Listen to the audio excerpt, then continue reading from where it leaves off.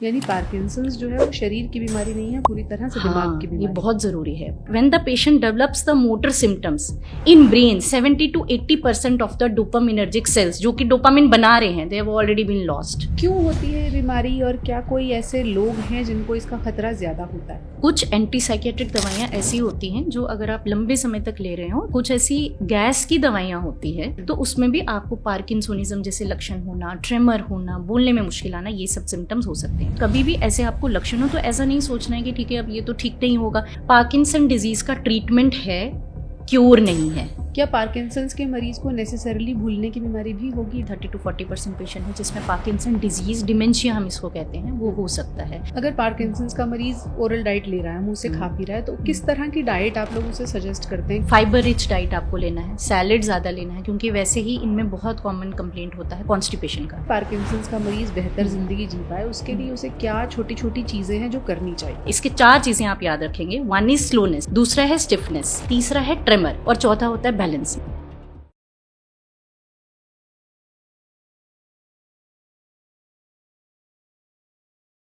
उम्र के साथ साथ शरीर में कमजोरी आ जाए, चलने फिरने में दिक्कत हो, तो ज्यादातर लोग ये सोचते हैं कि हाँ, ये उम्र का तकाजा है और ऐसा हो सकता है। लेकिन कई बार ये किसी बड़ी बीमारी का संकेत हो सकते हैं। क्या पार्किंसंस को भी उम्र के साथ आने वाली कमजोरी से पहचाना जा सकता है? क्या अलग लक्षण होते हैं जो आपको ये बता सकते हैं कि नहीं, ये सिर्फ कमजोरी नहीं है? इसी को डिकोड करने की कोशिश करेंगे आज। हमारे साथ डॉक्टर नेहा पंडिता हैं जो कि न्यूरोलॉजिस्ट हैं, फोर्टिस एस्कॉर्ट्स हॉस्पिटल दिल्ली से जुड़ी हुई हैं। बहुत बहुत स्वागत है डॉक्टर नेहा आपका। Thank you so much, thank you for inviting me. जैसे हम बात कर रहे हैं कि उम्र के साथ साथ कमजोरी आती है, लोगों को लगता है हाँ उम्र हो रही है तो कमजोरी आ रही है। क्या वो कमजोरी कुछ इंडिकेट भी कर रही हो सकती है? बिल्कुल। सो यूजुअली जब हमारे ओपीडी में मैंने जो एक बहुत कॉमनली चीज देखी है कि जब एल्डरली लोग हमारे पास आते हैं, यूजुअली जो पार्किंसन डिजीज का जो ब्रैकेट है, एज ग्रुप है, वो मोस्टली 60 ईयर्स के बाद का ही होता है। ओनली 10% केसेस है जो यंग ऑनसेट पार्किंसन जिनको हम कहते हैं, जो कि यूजुअली 40 to 50 ईयर्स की एज से कम में होते हैं। तो जब पेशेंट हमारे पास जब भी आता है, they come after a gap of mostly 1 year 2 years। क्यों? अच्छा। क्योंकि जब उनके सिम्टम स्टार्ट होते हैं तो उनको लगता है कि ठीक है 60 ईयर्स के हैं, 70 ईयर्स के हैं, चलने में थोड़ा सा स्लोनेस हो रहा है, हाथ कांप रहा है, तो ये तो एज रिलेटेड ही होगा। देखिए, आपको ये बात को समझना बहुत जरूरी है कि 60 ईयर्स हो, 70 ईयर्स हो, एक तो होता है जनरलाइज वीकनेस कि पेशेंट को लग रहा है मुझे वीकनेस फील हो रही है, दैट इज डिफरेंट। बट अगर आपको कभी भी चलने में लगे कि आप स्लो हो रहे हैं, आपको चलने फिरने में स्टिफनेस फील हो रही है, आपको ट्रेमर हो रहा है, कंपन हो रही है, मोस्टली अगर 1 साइडेड ट्रेमर आपको, अगर आपको बोलने में मुश्किल आ रही है। इसके अलावा मैं एक और चीज पे जो जोर देना चाहूंगी, जो पार्किंसन डिजीज है उसको एक तो नॉन मोटर सिम्टम्स होते हैं और मोटर सिम्टम्स होते हैं। यूजुअली जब पार्किंसन डिजीज स्टार्ट होता है वो नॉन मोटर सिम्टम से ही स्टार्ट होता है। What are non motor symptom? जैसे नींद में प्रॉब्लम आना, नींद में बातें करना, हाथ पैर चलाना, यूरिन पे कंट्रोल में प्रॉब्लम होना, चक्कर आना। हाँ, ये सब सिम्टम जो है पार्किंसन डिजीज के होते हैं। यूजुअली जब पार्किंसन डिजीज स्टार्ट होता है, मोटर सिम्टम स्टार्ट होने के कई साल पहले नॉन मोटर सिम्टम स्टार्ट होते हैं। बट होता क्या है कि फैमिली को लगता है कि ठीक है कॉन्स्टिपेशन ही तो है, उसके लिए क्या करना है, वो तो हो जाती है, यूरिन में ही तो प्रॉब्लम है, प्रोस्टेट ही होगा। लोग यूजुअली इन सिम्टम्स को इग्नोर करते हैं। And you know what, when the patient develops the motor symptoms in brain 70 to 80% of the dopaminergic cells जो कि डोपामिन बना रहे हैं, they have already been lost. So आपको ये छोटे छोटे सिम्टम जो है इनको रिकॉग्नाइज करना बहुत जरूरी है। जैसा कि मैंने बोला, इसके 4 चीजें आप याद रखेंगे। 1 इज स्लोनेस, चलने में स्लो हो जाना, दूसरा है स्टिफनेस, आपके हाथ पैर में टाइटनेस आ जाना, तीसरा है ट्रेमर, यानी कि एक हाथ में ट्रेमर होना, रेस्ट ट्रेमर होना, और चौथा होता है बैलेंस, बैलेंस में प्रॉब्लम आना। ऐसे कोई भी आपको सिम्टम्स लगते हैं तो तुरंत आप अपने नियर बाय न्यूरोलॉजिस्ट से मिलें। और यूरिन कंट्रोल अगर आपका पुअर है या कॉन्स्टिपेशन हो रहा है, ये भी इंडिकेट करता है? ये भी इंडिकेट करता है, बिल्कुल। देखो, यूजुअली जब पेशेंट को ये सब सिम्टम्स होते हैं, नॉन मोटर होते हैं, उसके साथ कुछ मोटर सिम्टम्स भी थोड़ा बहुत तो ओवरलैप कर ही रहा होता है। अच्छा। अगर आप जैसे फॉर एग्जांपल यूरिन का प्रॉब्लम है, ऑब्वियसली आप सबसे पहले यूरोलॉजिस्ट के पास जाएंगे कि पूछने के लिए कोई प्रॉब्लम तो नहीं है। अगर सपोज वो रूल आउट कर देते हैं कि ये तो प्रोस्टेट रिलेटेड नहीं लग रहा है, तो आप एक बार अपने न्यूरोलॉजिस्ट से मिले।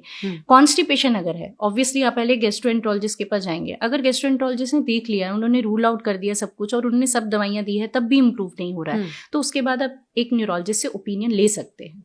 और ये Yes. किस उम्र में ये सिम्टम आने शुरू हो जाते हैं? यस, सो पार्किंसन डिजीज जो है एक तो होता है यंग ऑनसेट, एक होता है इडियोपैथिक पार्किंसन डिजीज। जो इडियोपैथिक पार्किंसन डिजीज मोस्टली जो एज ग्रुप है वो 60 ईयर्स से बाद ही देखा जाता है, और जो यंग ऑनसेट है वो 50 ईयर्स के पहले होते हैं। हालांकि जो यंग ऑनसेट पार्किंसन डिजीज है they are only 10% of the cases, 10 to 15%।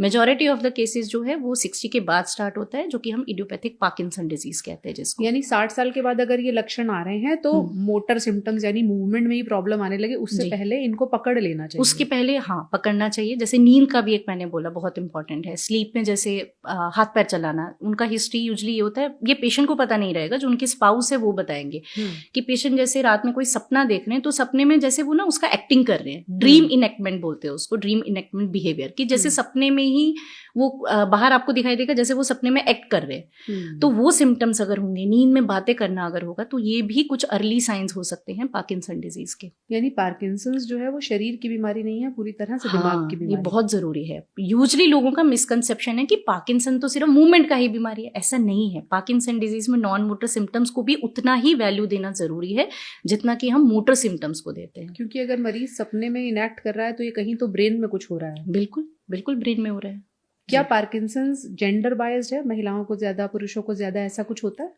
ऐसा जो इडियोपैथिक पार्किंसन डिजीज है, जो मैंने आपको बोला कि 60 ईयर्स की एज के बाद होता है, यूजुअली उसमें उतना हम जेंडर डिफरेंस नहीं देखते हैं, slightly more in males I think, but at the same time अगर हम यंग ऑनसेट पार्किंसन डिजीज की बात करेंगे जो कि जेनेटिक पार्किंसन है, उसमें एक्चुअली बहुत सारे जीन्स आते हैं। तो कोई जीन्स है जो हम ज्यादातर किसी एक में देखते हैं, दूसरे में देखते हैं, बट एज स्पेसिफिकली कोई ऐसा बहुत ज्यादा जेंडर वाइज नहीं होता है मेल टू फीमेल में। कौन सा पेशेंट है जो आपकी ओपीडी में आएगा और आप उसको देख के बिना किसी डायग्नोसिस के भी उसको देख के आप बता सकती हैं कि ये पार्किंसंस का क्लासिकल पेशेंट है? उसका वॉकिंग, उसका गेट।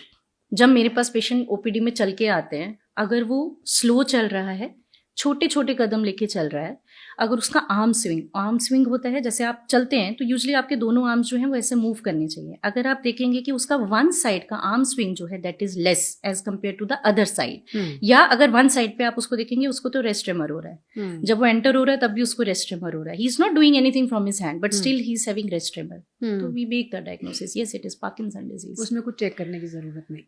उसमें ऑब्वियसली जब पेशेंट आएगा तो हम उसको एग्जामिन करेंगे, उसका हिस्ट्री लेंगे। हाँ, तो बेसिकली पार्किंसन डिजीज तो एक सब टाइप है। पार्किंसोनिज्म एक ब्रॉडर टर्म होता है। पार्किंसोनिज्म के कई टाइप्स होते हैं। एक होता है टिपिकल पार्किंसन डिजीज, जो मैं जिसके बारे में मैं आपको बता रही हूँ, इडियोपैथिक पार्किंसन डिजीज। उसके बाद होते हैं एटिपिकल पार्किंसोनिज्म। एटिपिकल वर्ड क्यों दिया गया है? ये भी न्यूरोडिजेनरेटिव ही कंडीशंस है, बट एटिपिकल वर्ड इसलिए है क्योंकि ये टिपिकल वाले से बहुत रैपिडली प्रोग्रेस करते हैं। ये जो हम कॉमनली दवाइयाँ देते हैं पार्किंसन डिजीज में, उसको उतना अच्छा रिस्पॉन्ड नहीं करते हैं जितना कि पार्किंसन डिजीज वाले पेशेंट करते हैं।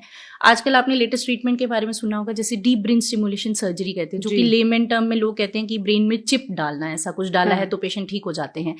ये ट्रीटमेंट भी हम जो टिपिकल पार्किंसन डिजीज के पेशेंट है उसमें ही ऑफर कर सकते हैं, एटिपिकल पार्किंसोनिज्म में हम नहीं करते हैं। उसके बाद एक थर्ड कैटेगरी होता है सेकेंडरी पार्किंसोनिज्म। अब इस चीज को रिकॉग्नाइज करना बहुत ज्यादा जरूरी है। व्हाई? क्योंकि जो सेकेंडरी पार्किंसोनिज्म है, इसका मतलब है कि आपका ब्रेन में डीजेनरेशन नहीं हो रहा है, आपकी बॉडी में कुछ ऐसी चीज है, ऐसी कोई प्रॉब्लम है जिसकी वजह से पार्किंसोनिज्म है। जैसे ब्रेन में डीजनरेशन का मतलब ब्रेन डिटीरियोरेट नहीं कर रहा। One is neuro degeneration. Neuro degeneration होता है कि ब्रेन के जो सेल्स हैं जिनको डोपामिन प्रोड्यूस करना चाहिए, या कि जो सेल्स जिन पे डोपामिन एक्ट करता है, या तो वो सेल जो हमारा बैलेंस में, मेमोरी में पार्ट प्ले करते हैं, they are getting neuro degenerated. उनका डिजनरेशन ग्रेजुअली हो रहा है। ये तो हो गया न्यूरो डिजनरेटिव, मतलब वो ब्रेन के सेल्स जो है खत्म हो रहे हैं। फिर एक सब टाइप है सेकेंडरी पार्किंसोनिज्म। सेकेंडरी का मतलब है कि डिजनरेशन नहीं है, there is something going on inside the body which is causing the symptoms like Parkinsonism। अब ये डिटेक्ट करना इसलिए ज्यादा जरूरी है क्योंकि जो आप न्यूरो डिजनरेशन की बात कर रहे हो, आप उसको रिवर्स नहीं कर सकते हो। दुनिया में अभी तक कोई ऐसा मेडिकेशन नहीं है कि मैं पार्किंसन डिजीज को या एटिपिकल को दवाई दे दूंगी और ये डिजीज जो है रिवर्सिबल हो जाएगा। We can not stop the progression of the disease. But जो सेकेंडरी वाले हैं, आप अगर उनको कारण को पता करते हैं तो आप उसको बीमारी को पूरी तरह से रिवर्स कर सकते हैं। जैसे उसमें कुछ सब टाइप्स होते हैं। जैसे फॉर एग्जाम्पल किसी के ब्रेन में इन्फेक्शन आता है, पेशेंट अगर हमको कहता है कि मेरे को तो जो सिम्टम्स है पार्किंसन के अभी रिसेंट ही स्टार्ट हुए हैं, may be since few weeks या फ्यू मंथ्स, जब भी हमें कोई पेशेंट ऐसा रिसेंट ऑनसेट हिस्ट्री बोलता है तो we always look for the secondary cause. For example किसी के ब्रेन में इन्फेक्शन है, किसी को ब्रेन में मान लीजिए टीबी है या ट्यूमर है, या अगर किसी को बॉडी में कोई मेलिग्नेंसी है जिसकी वजह से कुछ ऐसे हार्मफुल एंटीबॉडीज बन रहे हैं जो कि ब्रेन को अफेक्ट करते हैं, इसको हम बोलते हैं पैरान्यूप्लास्टिक एंसेफेलाइटिस, या फिर ऑटो इम्यून एंसेफेलाइटिस, उसमें भी हार्मफुल एंटीबॉडीज बनते हैं जो ब्रेन को अफेक्ट करते हैं। अगर ये सब कॉजेज आपको मिलते हैं तो ये सब कॉजेज जो हैं ये ट्रीटेबल हो सकते हैं। इसीलिए बहुत जरूरी है कभी भी ऐसे आपको लक्षण हो तो ऐसा नहीं सोचना है कि ठीक है अब ये तो ठीक नहीं होगा, पहले अपने आप डॉक्टर के पास जाएं, उनसे आप मिले, वो आपको पूरा इवैल्यूएट करेंगे, आपका स्कैन करेंगे, उसके बाद they will give you the diagnosis whether it is typical Parkinson disease, whether it is atypical parkinsonism, whether it is secondary parkinsonism, and depending on that they will advice you the investigation and they will treat. इसका मतलब जिन्हें secondary Parkinson's है या फिर अचानक से symptom आए और वो सीधे मोटर सिम्टम्स हैं, तो उनको कोई ना कोई अंदर प्रॉब्लम है। यूजुअली जो सेकेंडरी पार्किंसोनिज्म होते हैं उसकी हिस्ट्री बहुत शॉर्ट रहती है, बहुत शॉर्ट टाइम में पेशेंट हमको बोलेगा कि विद इन फ्यू वीक्स ही बहुत ज्यादा रैपिड डिटोरेशन हो गया है, मूवमेंट पे असर आ गया है, मेमोरी में प्रॉब्लम हो रहा है, बहुत ज्यादा स्टिफ हो गए हैं, बैलेंस बहुत ज्यादा खराब हो गया। ये सब सिम्टम्स जब भी रैपिडली होंगे we have to always think about the secondary causes, we have to rule them out, why? Because they are treatable. आप न्यूरो डिजनरेशन को रिवर्स नहीं कर सकते हो, बट अगर कोई सेकेंडरी कॉज को आप डिटेक्ट करते हो तो you can reverse it. TB का इलाज करो, always rule it out, infection को ट्रीट करो। Yes yes yes. ओके, जो रूटीन जो पार्किंसन का टिपिकल पेशेंट है उसको धीरे धीरे आएंगे सिम्टम्स, उसको धीरे धीरे आते हैं। देखो जो एक डिक्टम है जब हम बोलते हैं रैपिड ऑनसेट पार्किंसोनिज्म डिमेंशिया, उसमें history usually less than 1 year, और जो क्रॉनिक डिसऑर्डर्स है, जो डीजेनरेटिव डिसऑर्डर्स है, उसमें यूजुअली हिस्ट्री जो रहता है मोर देन 1 ईयर तो रहता ही है। क्योंकि जब पेशेंट हमारे पास आएगा चाहे वो यही हिस्ट्री देगा कि मुझे तो 1 ईयर से थोड़ा थोड़ा लग रहा है, देन वी आस्क देम कि आप एग्जैक्ट बताएं कि आपको सिम्टम्स स्टार्ट कब हुए थे, आपके फैमिली मेंबर्स को या आपको ये इनिशियली कब लगने लगा था that you are getting slow with time. तो फिर हम हिस्ट्री के बेस पे ही ये डायग्नोसिस बनाते हैं, and then we do some investigations also if we have doubt कि हमको रूल आउट करना है कि सेकेंडरी तो नहीं है। बिल्कुल। यस। क्यों होती है बीमारी और क्या कोई ऐसे लोग हैं जिनको इसका खतरा ज्यादा होता है? यस। सो इस बीमारी में क्या होता है कि हमारे ब्रेन में एक स्ट्रक्चर होता है बेसल गैंग्लिया, ठीक है, इसका काम होता है डोपामीन बनाना। अब डोपामीन एक ब्रेन का न्यूरोट्रांसमीटर है, इसका काम होता है हमारी बॉडी की एक्टिविटी रखना, इसका काम होता है हमारे बिहेवियर को कंट्रोल रखना, नींद को कंट्रोल रखना, लॉट ऑफ इफेक्ट्स। ओके, तो ब्रेन के ये सेल्स जो कि डोपामीन बना रहे हैं इनका डीजेनरेशन हो रहा है, ठीक है। तो और डीजनरेशन की वजह से क्या होगा, जैसे जैसे खत्म होते जाएंगे, जब 70% सेल जो है वो लॉस हो जाएंगे तो आपको सिम्टम्स आने शुरू हो जाएंगे। So this is the pathogenesis, pathology. Now if you talk about कि किसको ज्यादा रिस्क है, सो एक तो हम इसको डिवाइड करते हैं जेनेटिक रिस्क फैक्टर्स, जो कि मैंने बताया कि 10 to 15% केसेस में हो सकता है, और उसके बाद होता है environmental risk factors. Environmental risk factors में जो बताया गया है उसमें ऐसा है कि जो रूरल एरियाज में ज़्यादा रहते हैं उसमें ज़्यादा देखा जाता है, या अगर कभी कोई ड्रग एक्सपोजर हो। इसमें मैं एक बात का मेंशन करना चाहूँगी, यूजुअली जो पेशेंट डिप्रेशन या कुछ एंटी साइकेट्रिक दवाइयाँ जैसे ले रहे हो, कुछ एंटी साइकेट्रिक दवाइयाँ ऐसी होती हैं जो अगर आप लंबे समय तक ले रहे हो तो कभी कभी उसमें ऐसा रिस्क रहता है कि आपको पार्किंसोनिज्म जैसे लक्षण हो सकते हैं। तो ये भी एक बहुत इंपॉर्टेंट फैक्टर है। अच्छा, कुछ ऐसी गैस की दवाइयाँ होती है, ठीक है, उसकी वजह से आपको, अगर आपको लंबे समय तक ले रहे हो विदाउट सुपरविजन, तो उसमें भी आपको पार्किंसोनिज्म जैसे लक्षण होना, ट्रेमर होना, बोलने में मुश्किल आना, ये सब सिम्टम्स हो सकते हैं। तो ड्रग्स भी एक वन ऑफ द कॉज जो है इसका हो सकता है। कुछ लोग कहते हैं कि स्ट्रेस की वजह से भी ये हो सकता है, या कुएं का पानी पीने से ये होता है। ये जो सब चीजें हैं ना, ये बेसिकली ऑब्जर्वेशनल जो लास्ट फ्यू ईयर्स में करी गई हैं कि हाँ ये हो सकता है, ये हो सकता है, बट एग्जैक्टली इसका कारण जानना बड़ा मुश्किल है। जैसे कोई हमारे पास पेशेंट आता है, अगर आप देखें तो जैसे ये अर्बन सिटी, अगर हम दिल्ली की बात करें, ये सारा अर्बन एरिया है, सबको तो नहीं होता है पार्किंसन, किसी को है किसी को नहीं है। अब एक्सपोजर तो सबका, अगर हम आजकल देखें तो पोल्यूशन तो हो ही रहा है सबको एक्सपोजर, बट सबको तो पार्किंसन नहीं होता है, तो किसी किसी को होता है। तो हाँ, जेनेटिक प्रीडिस्पोजिशन होता है, उसके ऊपर अगर कुछ एनवायरमेंटल रिस्क फैक्टर हो तो उससे आपका रिस्क जो है वो ज्यादा बढ़ जाता है पार्किंसन डिजीज का। यस। डोपामिन जिसको आप जिम्मेदार बता रहे हैं पार्किंसंस के लिए, वो बहुत सारे साइकेट्रिक इश्यूज की भी वजह बनता है। यस, बिल्कुल। डोपामीन अगर आप देखें, जो मैंने बताया कि एंटी साइकेट्रिक मेडिकेशंस जिससे आपको पार्किंसोनिज्म जैसे लक्षण आ सकते हैं, ओके, क्यों आते हैं वो? क्योंकि जितनी भी एंटी साइकियाट्रिक मेडिकेशन जो हम देते हैं उसमें पर्टिकुलरली जो डोपामिन ब्लॉकर्स हैं वो दिए जाते हैं, ठीक है। तो जब आप डोपामिन ब्लॉकर्स किसी को दे रहे हैं, जैसे फॉर एग्जांपल कोई बीमारी है जिसमें पेशेंट बहुत ज्यादा एग्रेसिव हो जाता है, तो आप उसको एंटी साइकियाट्रिक में डोपामिन ब्लॉकर्स देते हैं कुछ टाइम के लिए उसके बिहेवियर को शांत करने के लिए। But at the same time अगर वो मेडिसिन जो है उसका रिस्क बहुत प्रोलॉन्ग्ड हो जाता है या प्रॉपर वे में मेडिकेशन नहीं ले रहे हैं या साइकियाट्रिस्ट या डॉक्टर की सुपरविजन में नहीं ले रहे हैं, तो आपको पार्किंसोनिज्म जैसे लक्षण भी आ सकते हैं उस पर। ओके, इसका मतलब अगर कोई लोग दिमागी बीमारी के मरीज हैं और लंबे समय तक ऐसी दवाएं लेते हैं तो उन्हें भी Parkinson, particularly dopamine blockers. Anti psychiatric medication में भी कई सब ग्रुप्स आते हैं, बहुत बड़ा स्पेक्ट्रम है, पर उसमें जो डोपामिन ब्लॉकर्स है तो उनसे कभी कभी किसी पेशेंट को ऐसा पार्किंसोनिज्म जैसा लक्षण आ सकता है। जैसे मूवमेंट डिसऑर्डर है, चलना फिरना मुश्किल है, सब चीजें मुश्किल हो जाती हैं, तो इलाज हो सकता है क्या पार्किंसंस का पूरी तरह से? सो पहली बात तो एक चीज जानना बहुत जरूरी है जो हमारी मेडिसिन में बहुत एक इम्पॉर्टेंट टर्मिनोलॉजी है, one is treatment, one is cure, and फिर हम बोलते हैं प्रिवेंशन के बारे में। पार्किंसन डिजीज का ट्रीटमेंट है, क्योर नहीं है। क्योर का मतलब क्या होता है? आपने बीमारी को जड़ से निकाल के फेंक दिया, वो खत्म ही हो गई है। जैसे अभी हम डिस्कस कर रहे थे टाइफाइड के बारे में। टाइफाइड किसी को है, आप उसका एंटीबायोटिक देंगे, एंटीबायोटिक कोर्स देंगे, पेशेंट ठीक हो जाएगा, उसको टाइफाइड नहीं है, वो इंप्रूव हो जाएगा। बट पार्किंसन डिजीज एक न्यूरो डिजनरेटिव बीमारी है, मतलब ब्रेन के सेल्स तो डिजनरेट हो चुके हैं, आप उसको नया कैसे बनाओगे? So this disease is not reversible, it is treatable. जैसे डायबिटीज है, हाइपरटेंशन है, आप उसमें दवाएं देते हैं ताकि उसके सिम्टम्स कंट्रोल में रहें, बट आप उसको जीरो तो नहीं कर सकते हो। वैसे ही पार्किंसन डिजीज है, तो you can treat it, you can not cure it. And can you prevent it? तो answer is no, you can not prevent it. अगर आपको सपोज मान लीजिए किसी की फैमिली में बहुत स्ट्रॉन्ग हिस्ट्री होता है कि पार्किंसन डिजीज हो रहा है फैमिली में बहुत ज्यादा, even if you know before hand कि ठीक है मुझे ये जीन है, मुझे ये रिस्क हो सकता है पार्किंसन आने का, अभी तक अनफॉर्चुनेटली कोई ऐसा ट्रीटमेंट नहीं है कि आप पहले से लेंगे तो आपको पार्किंसन नहीं होगा, ऐसा नहीं है। इलाज क्या होता है, कैसे किया जाता है? इलाज इसमें हम इसको डिवाइड करते हैं 2-3 पार्ट्स में। एक हमारे पास है फार्माकोलॉजिकल ट्रीटमेंट। फार्माकोलॉजिकल का मतलब है कि आप दवाओं से उसको ठीक कर रहे हैं, तो उसमें हमारे पास कई मेडिकेशंस आती है। मेनली जो वो मेडिकेशन है उनका काम ये है कि ब्रेन में जो डोपामीन है उसकी सप्लाई को बढ़ाना, तो उसमें कई हमारे पास मेडिकेशंस होती हैं जो हम देते हैं। एक तो ये हो गया। उसके बाद हमारे पास आता है नॉन मोटर सिम्टम्स का ट्रीटमेंट, जो मैं इस पे बार बार स्ट्रेस देना चाहती हूँ क्योंकि लोग यूजुअली नॉन मोटर सिम्टम्स को इग्नोर करते हैं। तो नॉन मोटर सिम्टम्स की जो दवाएं हैं वो थोड़ी डिफरेंट होती हैं, तो उसको भी ट्रीट करना इक्वली इंपॉर्टेंट है।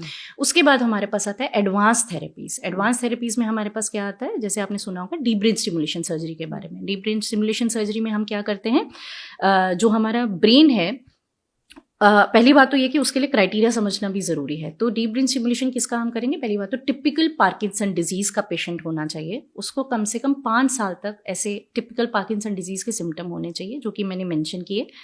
पेशेंट जो है लीवोडोपा रिस्पॉन्सिव होना चाहिए। What is levodopa? Levodopa basically हम जो उनको टैबलेट्स देते हैं जो डोपामीन ब्रेन में बढ़ाते हैं, उसको हम लीवोडोपा कहते हैं, उससे रिस्पॉन्सिव होना चाहिए। ठीक है, उस दवा का उस पर असर हो रहा है, असर होना चाहिए। ये नहीं है कि पेशेंट को असर ही नहीं हो रहा और आप डीबीएस कर रहे हो, नो, ऐसे नहीं करना है। ठीक है, या अगर पेशेंट को डोपामीन ले रहे हैं और उसके बाद पेशेंट को बहुत सारे मोटर फ्लक्चुएशंस हो रहे हैं। मोटर फ्लक्चुएशंस क्या होता है? यूजुअली जैसे जैसे ये पेशेंट्स एडवांस करते हैं तो हम क्या देखते हैं कि जैसे दवाई खाएंगे उसका असर डिलेड होगा, अगर असर आता भी है तो उसके साथ बहुत ज़्यादा डांसिंग मूवमेंट्स हो सकते हैं। दवाई के बाद अचानक से वो कभी ऑफ भी हो सकते हैं, ऑफ माने कि उनकी बॉडी अचानक से स्टिफ हो जाना या कभी कभी बहुत ज़्यादा हाइपर हो जाना। तो ये सब मोटर फ्लक्चुएशन जब होते हैं तो तब हम डीबीएस ऑफर करते हैं। और एक इंडिकेशन होता है tremor dominant Parkinson disease. What is that?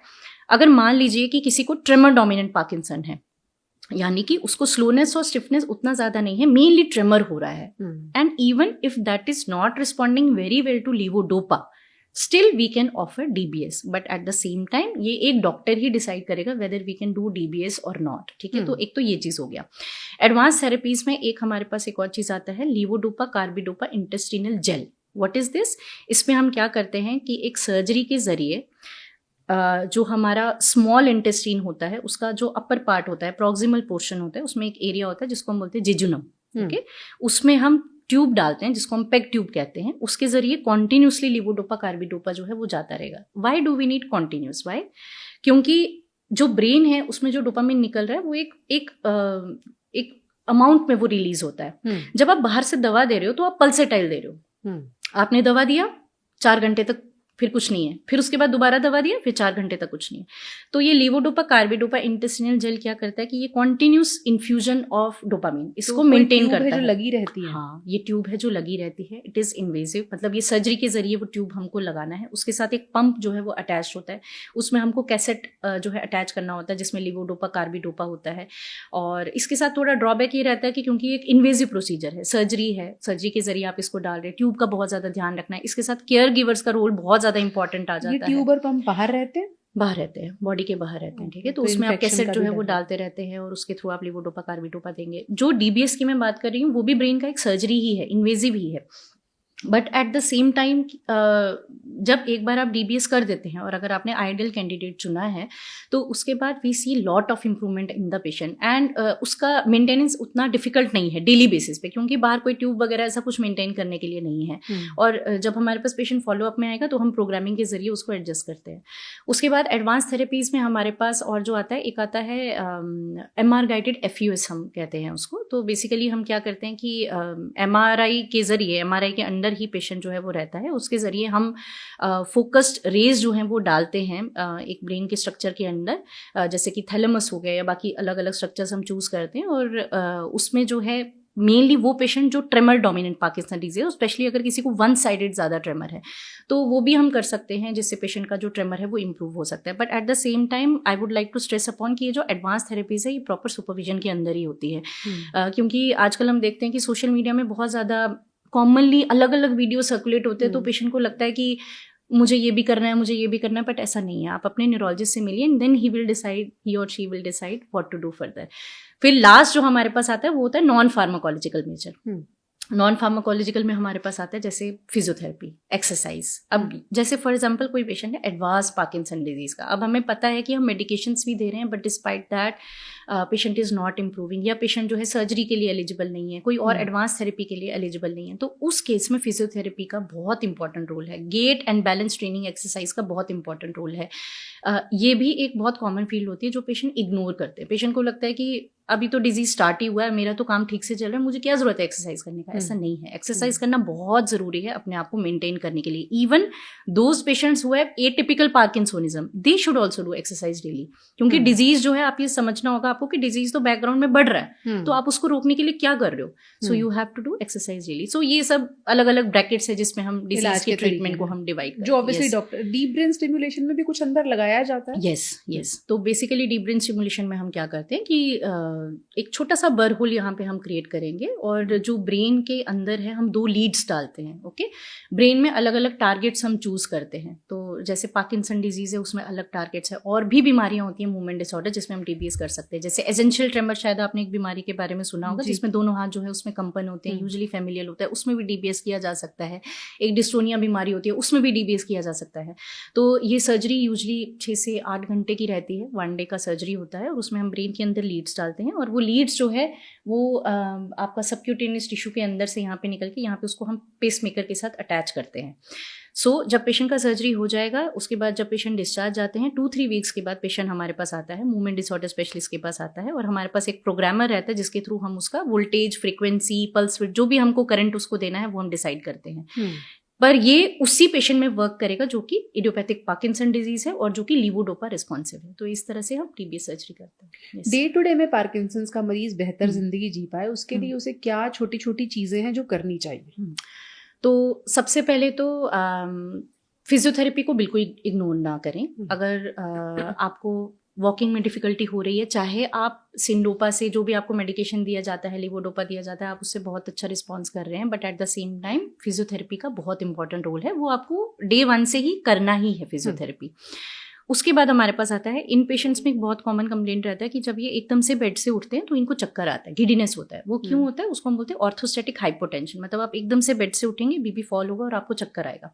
तो इन पेशेंट को क्या करना है, जब ये बेड से उठें तो पहले आराम से उठेंगे, 1 मिनट के लिए आराम से बेड पे बैठें, फिर धीरे से आराम से उठे, उसके बाद ये चले। तो ये चीज़ हो गया। उसके बाद जब ये खाना खाना है इनको, तो खाने में कोशिश करें कि स्मॉल और फ्रीक्वेंट मील्स लें, थोड़ा थोड़ा करके, ऐसे एकदम से बहुत ज़्यादा मील ये ना लें। एक बहुत इंपॉर्टेंट पॉइंट ये है कि जो इनको डोपामीन का मेडिकेशन जो दिया जाता है, जिसको हम लीवोडोपा बोलते हैं, usually I see in the OPD कि लोगों का उसको लेने का तरीका गलत है। अच्छा। तो लीवोडोपा में क्या होता है कि आपको जब भी लेना है खाने से या तो 1 घंटा पहले या तो 1 घंटे के बाद लें। वाई? क्योंकि अगर आप उसको खाने के साथ लेंगे, पर्टिकुलरली अगर आप उसको प्रोटीन रिच मील के साथ लेते हैं, तो उस दवाई का एब्जॉर्प्शन प्रॉपरली नहीं होता है। तो इसको जब भी लें खाने से 1 घंटा पहले या 1 घंटे के बाद। दूसरा, इसको मिल्क के साथ, टी के साथ नहीं लेना है। Why? Because it is protein rich. Yes, you have to take it with water. आप 3-4 बिस्किट ले सकते हैं, उसके साथ आप फुल ग्लास ऑफ वाटर के साथ इसको ले सकते हैं, बट हमेशा कोशिश करिए कि प्रोटीन रिच मील के साथ इसको नहीं लेना। At least there should be 1 hour gap. तो ये सब प्रिकॉशंस है जो हम ले सकते हैं। और अगर किसी को स्पीच में प्रॉब्लम हो रही है तो स्पीच थेरेपी कराना भी इंपॉर्टेंट है। उसके बाद जब बहुत एडवांस डिजीज जब हो जाता है तो हम ये देखते हैं कि पेशेंट को कभी कभी निगलने में भी प्रॉब्लम आती है, खाना स्वैलो करने में प्रॉब्लम आती है। तो उस केस में आपके लिए जो स्वैलोइंग थेरेपी है, these therapies are also important swallowing के लिए।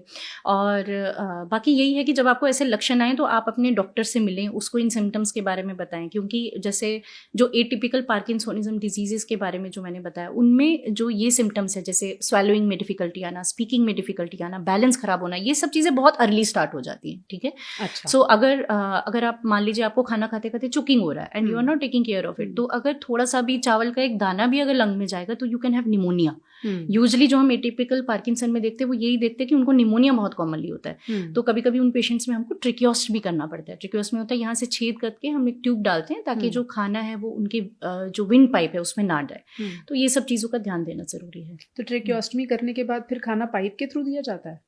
ट्रिकियोस्टमी जब किसी पेशेंट का हम करेंगे तो यूजुअली उस पेशेंट को हमको क्या होता है कि जब पेशेंट को बल्बर सिम्टम आते हैं, बल्बर यानी कि जब उसको खाना निगलने में, स्वैलोइंग में जब उसको डिफिकल्टी आ रही है, स्पीकिंग में डिफिकल्टी आ रही है, तो उस केस में पेशेंट को हमको पेक ट्यूब ही डालना पड़ता है। बिकॉज वी नो कि अगर हम राइल ट्यूब डालेंगे पेशेंट को, जो कि हम नोज के रास्ते एक छोटा सा पाइप डालते हैं, उससे सिर्फ एक लिक्विड ही जाने वाला है। तो अगर हमें पता है ये लंबे समय तक चलने वाला है तो उस केस में हम पेक ट्यूब डालते हैं। जैसा कि मैंने पहले भी बताया कि उसमें हम पेट में थोड़ा सा एक निक देके उसमें हम पेट के अंदर वो ट्यूब देते हैं और उससे हम सेमी सॉलिड डाइट जो है वो पेशेंट को दे सकते हैं। और साथ में ट्रिकियोस्टमी तो रहता ही है।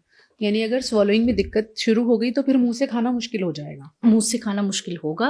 एक्चुअली एक तो खाने में स्लोनेस होगी, फिर निगलने में आप चोक कर रहे हैं बार बार, तो उससे निमोनिया होने का रिस्क है और वो निमोनिया जो है वो जानलेवा भी हो सकता है। तो उन केसेस में आपको ट्रिकियोस्टमी करना पड़ता है। बट ये बहुत एडवांस जब हो जाएगा तो उस केस की बात है। क्या पार्किंसंस के मरीजों को लाइफ लॉन्ग फिजियोथेरेपी करानी चाहिए?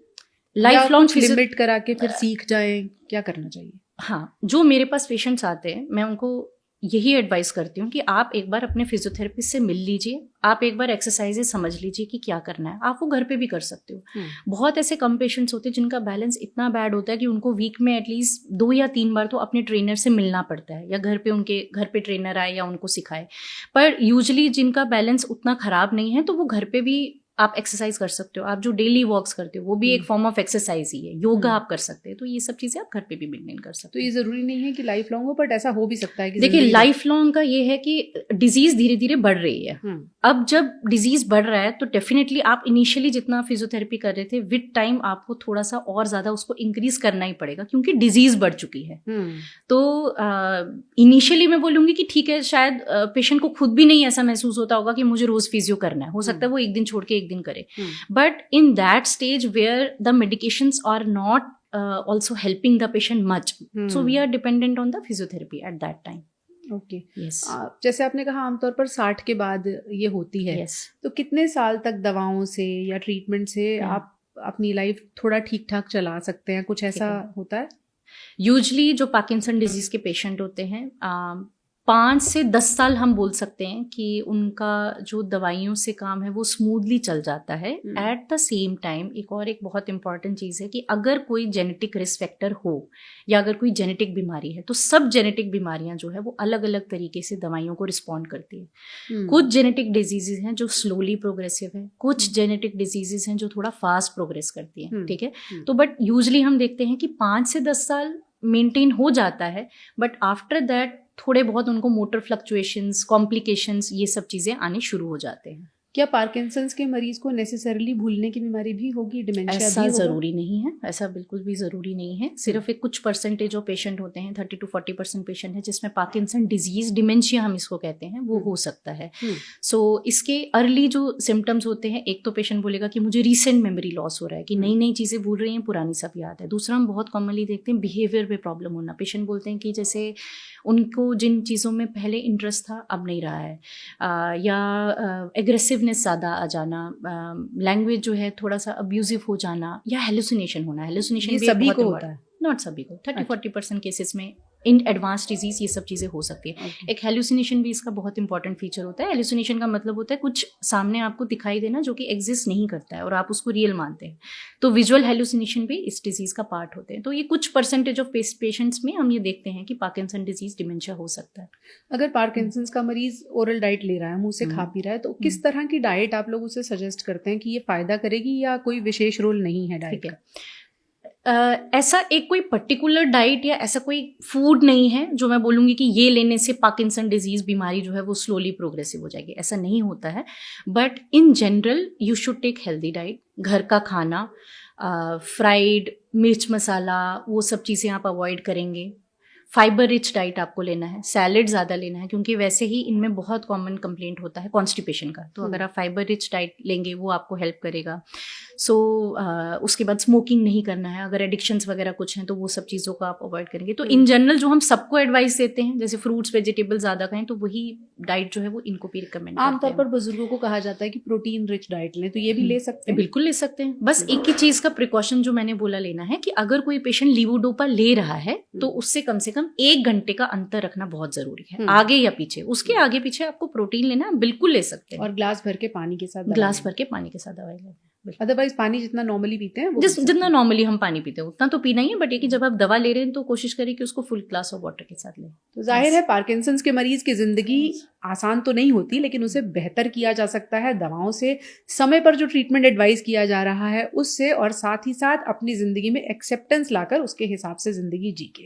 Thank you so much doctor Neha, आपने बहुत सारी जानकारी दी है पार्किंसंस को लेकर, और हमें उम्मीद है कि लोग इसको सुनकर थोड़ी सी होप उन्हें भी आएगी कि हम बेहतर मैनेज कर सकते हैं। बिल्कुल बिल्कुल, थैंक यू। Thank you.